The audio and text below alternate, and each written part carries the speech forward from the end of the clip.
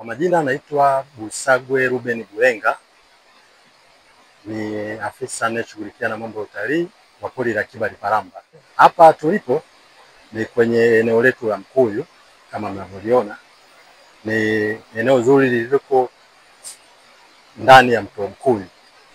Mto wa Mkuyu ni mto ambao unapatikana ndani ya hifadhi ya pori la Kiba Liparamba, na umepewa jina hili la Mkuyu kutokana na miti aina ya mkuyu mingi inapatikana katika ile eneo.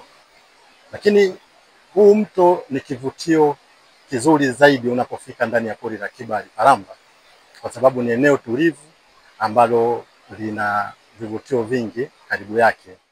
Moja kati ya kivutio kizuri zaidi kwenye eneo hili la Mkuyu ni uwepo wa hii picha yenye ramani ya Afrika. Maji yameuchonga mwamba ambao umeendana kabisa na ramani ya Afrika. Kwa hiyo ni kivutio kizuri kabisa kilichopo katika eneo hili. Lakini pia kando kando ya huu mto tuna spishi mbalimbali za wanyama. Tuna pofu wanaoonekana kwenye maeneo haya, kuna sebo wanaonekana kwenye maeneo haya. Kwa hiyo kulifanya eneo kuwa na mvuto wa kipekee. Lakini eneo hili linatoa huduma mbalimbali kwa wageni. Ni eneo ambalo lipo kwa ajili ya uwekaji wa kambi za aina mbalimbali.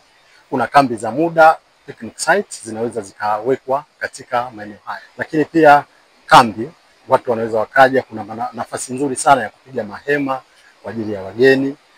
Na ni eneo kubwa kabisa la kutosha ambalo wageni kwa idadi yoyote ile watakayoweza kufika hapa wanaweza wakapumzika kwenye eneo hili kwa uzuri kabisa. Ni eneo ambalo lina miti yenye vivuli, liko ndani kabisa ya pori.